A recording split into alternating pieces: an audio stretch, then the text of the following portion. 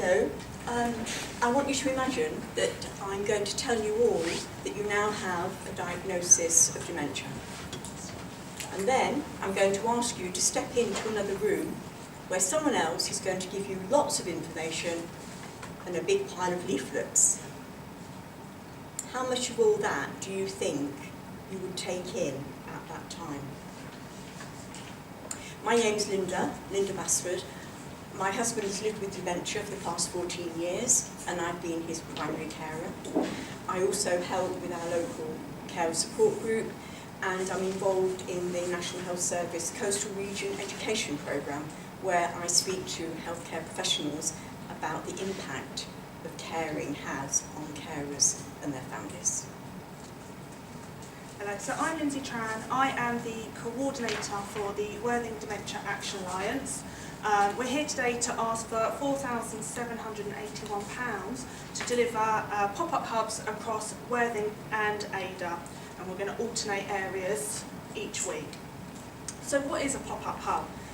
It's somewhere for people to go that are worried about their memory, got a diagnosis of dementia, carers, businesses, anybody that wants to find out a little bit more about support for people with dementia. And it's individualised and it's timely, so it's there at a time when people might need it when they didn't need it before, or they may have gone somewhere and they need to come back for more information.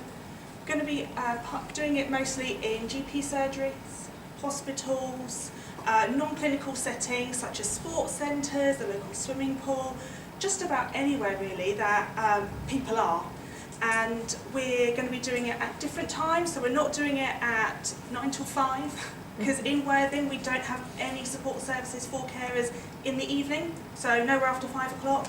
So we're going to be doing this in the evenings and at weekends. We've so far in Worthing sort of started getting this set up and started delivering these in September last year. We've run 14 hubs so far, and the average is we've had about 70 interactions from different people. So that's the pilot in Worthing. At the moment there isn't anything in Ada.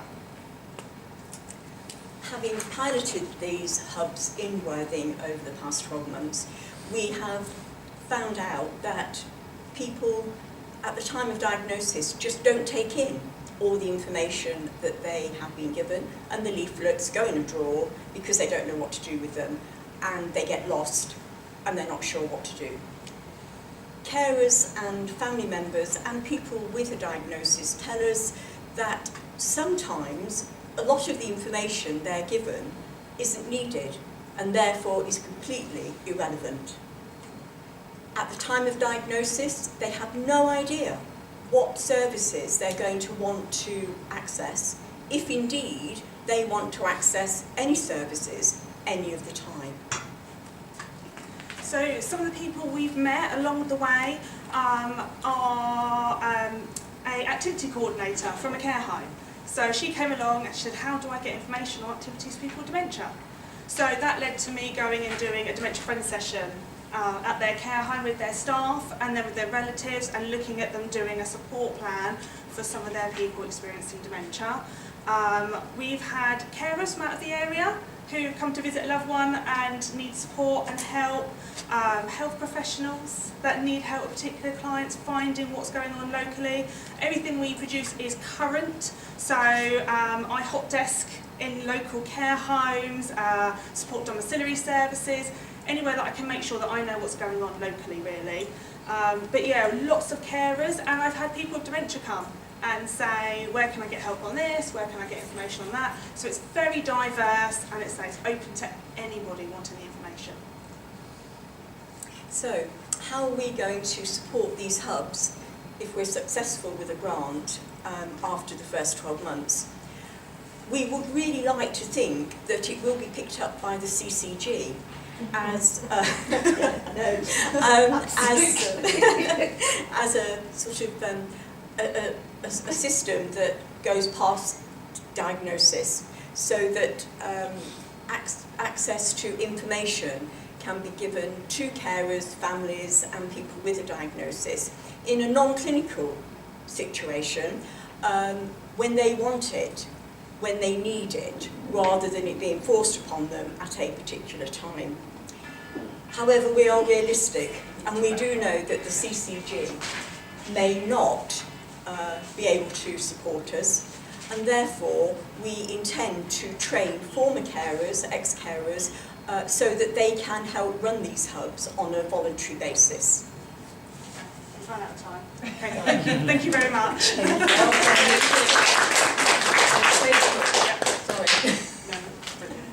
Linsey, Lynda, thank you very much. That was really interesting.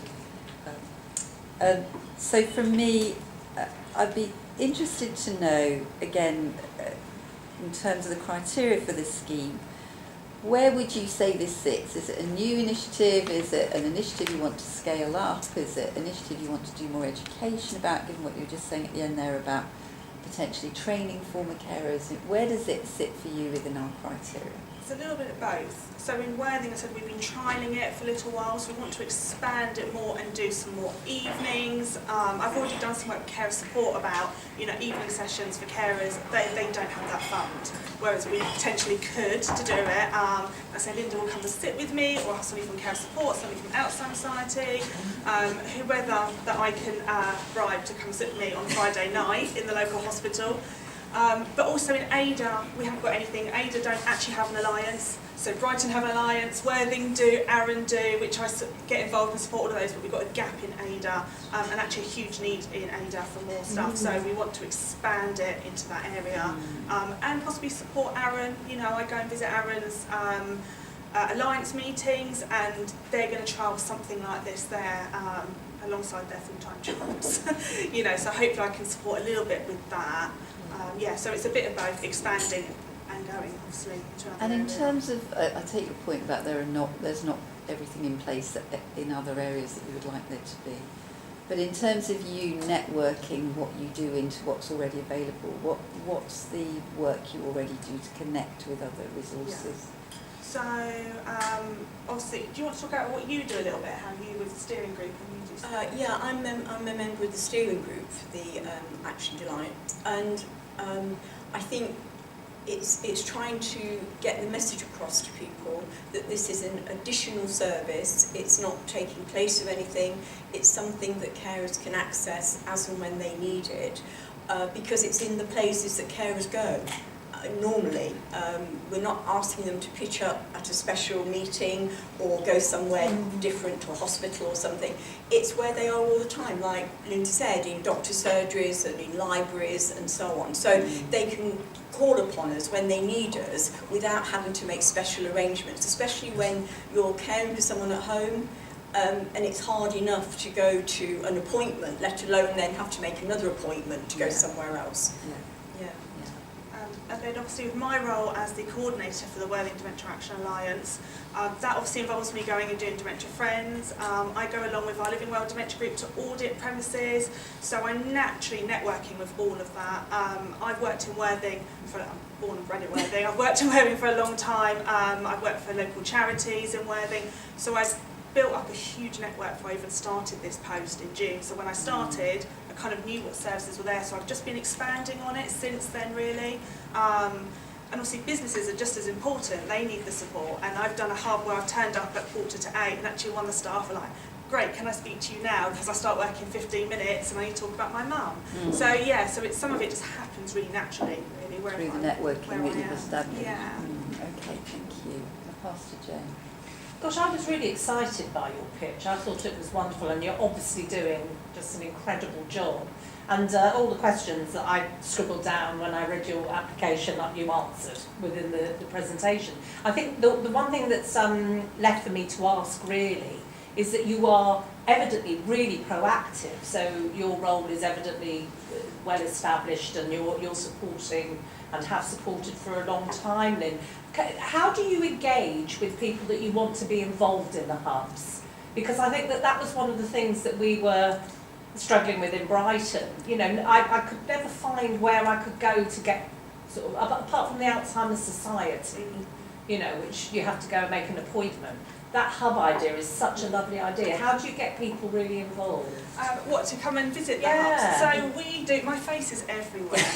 I'll be on the school run, one of the mums will go, I saw you in the doctor's surgery. Okay. So I have a huge email address now, so I just send it out monthly. I just send updates. Just, you know, this is happening in the area, we've got a new group starting and so on. So these go out, obviously, and then these go up on the TVs and GP surgeries, literally everywhere. This is why we bought the board, really sort of shows what we do. Yeah. And then we hold open meetings bi-monthly. So at different locations, GP surgeries, to the local college, anywhere. And again, we advertise it out, local papers will put it for free for us and just say, you know, come And along, are you getting a what lot we're of doing. people coming? Yes. Yes, okay. Yeah. So have you done some evaluation of that and? Well, one of the things that we do, so when Lynda's obviously come with me for the hub, we keep a record. So we don't ask people for personal details because they're coming to visit and they just want to get the information there and then. But I just keep a little record of who's come, why they've come, just so I've got it for my own stats really. Yeah. So yeah, that's kind of how we know. So I've done 14 hubs and we've had over 70 people visit. Yeah. A high proportion are carers. And people with dementia, but we've also just had the people that used to care and actually just want to come and almost validate that they did a good job and they just want to talk about it. So I have a regular that visits me in the library every month. Yeah, he just comes and to say say hello. hi because he doesn't fit anywhere else now. No. And that validation Yeah. must be so important It is. for somebody Really, who's lived with really it. important Yeah. for a carer, especially when they've been doing it for a long time Yeah. and they may have ended in a crisis, which is really difficult. Oh, yeah, absolutely. And it's not a natural ending. It may have been, the ending is pretty quick, may have been cut short. So I think the ability to be able to come and talk to someone in a non-clinical, with no disrespect to clinicians, in a non-clinical way, it makes it much easier for carers. And I think from a personal point of view, I've had a lot of support from clinicians and I take my hat off to them, but the emotional side of caring is something that often gets forgotten about. And these hubs really help with the emotional effect that caring has because people can come and talk to us and meet one another. And it's in a very relaxed kind of situation. We're not shouting out, this is all about dementia. Yeah, thank you. Lynda. Thanks, Jane. I'm going to ask Mel to just think a bit with us about the planning and implementation side and the costing. Yeah. So with the costing then, so you've got the, so a majority of that is direct staff costs, and so that would be funding your salary to continue doing the jobs. And then resources, is that? Yeah, so obviously we want to be able to get the leaflets printed, just so that we can get it out there.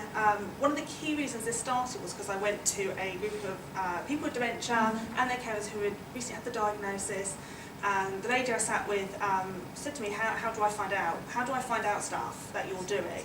And I said, well, do you go to any groups? No. You know, are you on any mailing groups? No. So I thought I need a way that people with dementia can find out about this stuff because, you know, we've, as the Alliance, we've set up quite a lot in Worthing. We're getting dementia-friendly cinema screenings and stuff like that, a local sporting memories group. So it's getting that information out, and the biggest way to do that is to have the stuff there. Not for them seeing the Alzheimer's Society leaflets, but we get the new stuff printed as much as possible. And what's the plan then, sort of going forward? Do you already have the hubs, sort of, you know, planned in advance? How? Yeah, so to a certain extent we have, because obviously time and funds have been quite small. So the library give us the library in kind, so I go there every month. One of our local GP surgeries hopped onto the idea and was like, actually this would be great. So we've got sort of things booked throughout the year. But actually going forward tomorrow I've got a meeting with 3 other GP surgeries who, as part of the dementia strategy, actually want to see how they can be dementia friendly and take it forward. But with ADA, it will be starting afresh, really, when things started to establish, but ADA is going to be new. And what will you do then if the demand becomes too much for your time? Yeah, That's we're where I there. step in. Yeah. So I'm really lucky I have somebody Yes. like Lynda who comes with me to help. So that's kind of the idea. She's been doing a lot of shadowing, so she can do it and take over. And so I work with Care Support, Alzheimer's Society, because they're part of the steering group. They're happy to give that time. They can't give, say, cost or budget, but they can say, actually, we can spare you 5 hours to deliver a hub. So yeah, it's working in partnership. Just one, very quick question, and then if you are going to then train as well, would that be part of that, so there won't be any additional costs? No, It will be all No, part it's of all that. voluntary. Yeah. Thank you. Okay, thank you. Hi. First of all, just to say is I like the idea that you're doing these groups on evenings and weekends, because I think that's something that is commonly looked over. So essentially you're applying the same model that you had in Worthing to Ada. Yeah. Has there been any lessons learned? So it's not been a pilot scheme, but obviously, is there anything that you're changing or adapting for Ada, or is it? I mean, yeah, absolutely. The timings were a key thing, because obviously, like the library, we're like, oh, we'll go from 9:30 till 12:30, and then at 12:30 I'm packing up and everyone's coming in on their lunch break, and I'm like, no, I need to stay here another hour. Absolutely, the GP surgery being there first thing in the morning for staff to access, and actually when people are getting in the queue to book their appointments, they're like, oh, actually, I could speak to her over there. So yeah, definitely doing that, and obviously learning, speaking to care support about how they cannot do the evening service. That's definitely a key thing. And doing it alongside, you know, if I do the leisure centre, I'll have a pop-up hub for the day, and then I'll go and do a dementia friends session for the lunch break. So that's been quite a key thing to kind of tie in with it. Actually, we'll do the hub, and then we can, while we're in your premises, in your building, do dementia friends sessions for free for their staff. So. Okay. And how many people from your existing group come back? So you said that you had 70 interactions. Yeah. How many of those are people? So more the outcomes I see, other than my one gentleman that comes back and sees me at the library every month to talk to me, other than him, none of them come back. However, so we did, the Alzheimer's Society did a carol concert, so I was doing obviously a lot of advertising out, saying come along, there'll be some information, things like that. The previous year we had 80 people, this time we had 150. I think a lot of that was, and there were people that I'd met at a flu clinic I'd done, you know, I met some people and I saw them there. You know, so it's things like that really. I'm seeing them at other events, because I work the job, not the hours, so I tend to be at different events, whether in the evenings, on weekends, and that's when I see people at the different groups. So I know I've got the outcome that I've said, actually this would be great for you, and then I'll see it. Yeah. I'll meet the person again at a different event or something.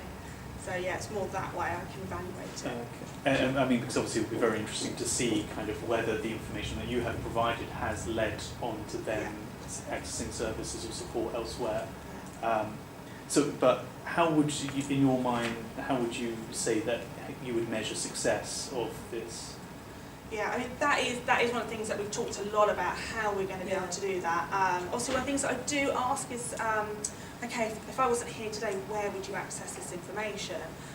Majority of people say, oh, I'd just get a GP appointment, which isn't ideal when you're just trying to find a social club or something like that. Or, you know, one we had was, you know, a carer recently had to go into hospital. She didn't know what would happen to her husband, and that's not really worthy of a 20-minute GP appointment to know what to do in that situation. So it's more about finding out where they would go. I take my laptop with me, so if someone wants to find out about a service, because I've hot desk or worked in these local services, I can say, I can refer you now if you want me to, if I've got your permission. So then that way I can then find out from that, say, if it was somewhere like Guild Care, for example, I can speak to them and say, are they on the waiting list? Have they started service? So I can get the facts from that sense if it's actually a physical service they're looking for. But yeah, measuring it is really just keeping a record of how many people we're meeting and what information they're asking for, really. And then hoping I get feedback from all the other services that I connect with, that care support will say, thank you for referring them, what we've done is A, B and C, you know, things like that.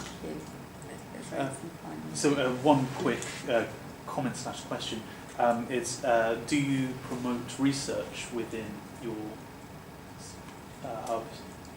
We can do. Obviously, we do have the. Sorry, you're probably the best person because you've been through this. Well, quite a few of the carers that will actually be helping to be trained to look after these hubs have been part of research programmes from Brighton University, with doctors being assigned to families, training doctors being assigned to families and so on. So all that kind of research. So they are aware of it all. And certainly I've always promoted carers to take part in as many research programmes as they can and that they feel comfortable with. And that would be something that we could talk to people about when they come into the hubs too. Yeah, I mean, we would absolutely, you know, the information's there for people to take, you know, if they're interested. And I do get it when I do dementia friends sessions, people do ask about the research, so I can say, oh, what is this? Okay, thank you. Thanks, Nick. So I just have a couple more questions. One is about, it kind of follows on from Nick's point and from Mel's about capacity. So I'm hugely in admiration of the amount of energy you just show here in the room, never mind what you must be doing when you're out there. But that gives me a concern about sustainability. And I'm aware that if one of the reasons for your funding application is that the service is not funded beyond May, is that right? No. Fortunately. However, we have just found out that CCG will refund my post. For Okay, work. good. So Good, they should. great. With the idea So, that in their next so strategy, there's a bit more it will be- funding in Yeah. place around your role. Yes. That's good. So concern for me was about sustainability because you're near I don't want to use the word cliff edge, do in these No, Brexit it's times, not like that, yeah. but you're near something of that sort. Definitely on So the you've edge. had the CCG in support, which Yes. is good. But I think a bit like the conversation that I was having with Angela, I'm also concerned that it's an initiative, it's a good one, it's obviously working. But part of the criteria for funding for us from HE are about absolutely mapping a service improvement process through, really being clear about what's the need we're meeting here and why is that distinct from what others are doing. You've said some things to us about that.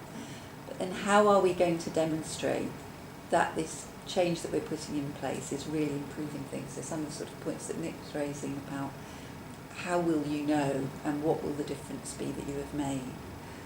So I'd just be interested, very finally, because I'm aware we're almost on time, but just a sentence or two about what's the service improvement focus going to be? Were you successful? Because I would expect to see something more robustly placed within a service improvement approach so that we could evaluate more thoroughly. So what's your thinking about that? I think obviously it'll be seeing how popular the hubs are. So I think that will be, to me, quite a key thing that obviously as we're running them, we're still, we've been running them in the same places and we still have a steady stream of people coming all the time. And other than, like I say, my one gentleman, it's new people all the time. So for me, that's quite a key thing that it's needed and it's wanted locally. And definitely a lot of feedback from doing sessions and presentations and talks in ADA. They want it, they need it, because people don't know where to go. So I think evaluating, I'm happy to look at ways around what's more robust. Is it a questionnaire asking people, would you mind taking this away? Would you mind taking 2 minutes to fill this in? We could absolutely do that. That wouldn't be a problem at all. There's certainly something about underpinning the activity. You're doing a lot of activity and it's clearly being valued by people from what you can see in terms of take-up. Something about underpinning that more robustly with a tracking process that would give us some evidence for what differences this makes. I think the questionnaire is probably a good road to go down because we don't want to be taking personal details, obviously, but we could do the questionnaires. Yeah. And then also talking to the other organisations that we refer people to see how many people they're getting through their doors too. Exactly. Following up that in have the way actually Nick come was through- describing, how will you come through the know hubs. outcome versus Yeah. inputs, because you know a lot Yeah. about your inputs, Yeah. but you don't yet know No. that much No. about the outcomes. of the Except for the effort. fact that they've doubled their footfall Yes, no, at it's not each about- hub. it's- I think that illustrates quite a lot of services Yeah. need, Yeah. even if it's not formulated in a more robust, I think we can certainly show the need is there. Yeah. And we can certainly show that we're successful in meeting that need. Yeah. It's just Yeah. obviously being able to then, on paper, explain Evaluate how it. we Yeah, know. that- and track the impact and Yes, what's that's distinct. right. You know, it's not We know that from I- talking to people what the impact Yeah. is, obviously. Yeah. But I think it's something about just going at it with that service improvement Yes, mindset, yeah. underpinning it where you to be successful today. Linking in with the thank med you. school to get a research student who might want to come and do Yeah. a little Absolutely. essay on it, Great. use the resource. Yeah, that's right. Yeah. Exactly. Great, thank you. I think they've- Thank Okay, you well both. done. Nice.